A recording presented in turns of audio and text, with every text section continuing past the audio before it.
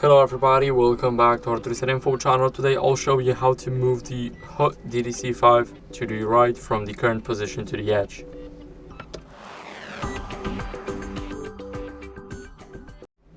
So first what we have to do is take a remote. Now here we have this little Z icon.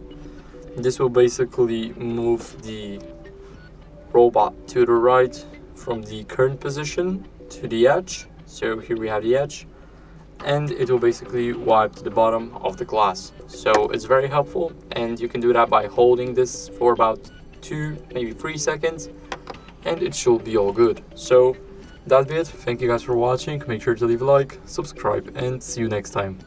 Bye.